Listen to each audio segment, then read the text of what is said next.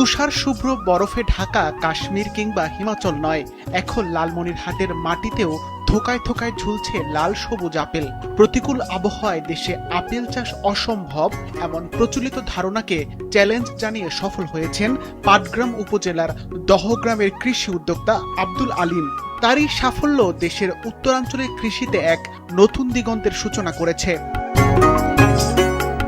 এক সময় যেখানে ধান, ভুট্টা কিংবা তামাকের রাজত্ব ছিল, সেখানে এখন শোভা পাচ্ছে আপেল বাগান।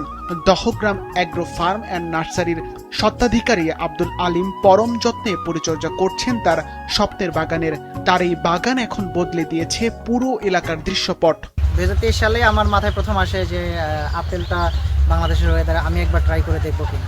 তো সেটা করতে গিয়ে আমি জানতে পারি যে ইন্ডিয়াতে একটা আপেল গবেষণা কেন্দ্র আছে। তো পরে ভাবলাম যে আসলে নলেজ না থাকলে তো আর কোনো কিছু ট্রাই করা যায় না। তো আমি তখন ইন্ডিয়াতে গেলাম, গিয়ে সেখানে হরিমন শর্মা নামে একজন গবেষক আছে, আমি তার সঙ্গে দেখা করি এবং তার কাছ থেকে আমি এই বিষয়ে নলেজ নিই। আব্দুল আলিমের এই সাফল্য এলাকায় ব্যাপক চাঞ্চল্য সৃষ্টি করেছে। প্রতিদিন দূর দূরান্ত থেকে মানুষ আসছেন এই কাশ্মীরি বিস্ময় নিজের চোখে দেখতে। স্থানীয়দের মতে এখানকার আপেল আমদানিকৃত আপেলের চেয়েও বেশি রসালো এবং সুস্বাদু। শুনলাম যে আমাদের দহগ্রামের মতো অবহেলিত জায়গায় আপেল বাগান, শুনে আমিও দেখতে যাচ্ছি। আপেল বাগানে ঢুকিয়ে দেখলাম অনেক আপেল ফলেছে, তাতে মনটা ভরে গেল এবং এই নার্সারিকারদের অনেক উৎসাহ করার দরকার। বর্তমানে 10 শতক জমিতে পরীক্ষামূলকভাবে 35টি আপেল গাছ রোপণ করেছেন এই উদ্যোক্তা। প্রতিটি গাছ থেকে গড়ে 5 থেকে 6 কেজি আপেল সংগ্রহের আশা করা হচ্ছে। স্থানীয় কৃষি বিভাগও এই উদ্যোগকে ইতিবাচক হিসেবে দেখছে। আমরা ট্রায়াল করে যদি ওভারঅল সারা বাংলাদেশে অথবা গ্রামে গঞ্জে চেষ্টা করতে পারি, এক্ষেত্রে বাংলাদেশ কৃষি গবেষণা ইনস্টিটিউট আছে এবং আমাদের কৃষি সম্প্রসারণ অধিদপ্তরের হর্টিকালচার উইং আছে।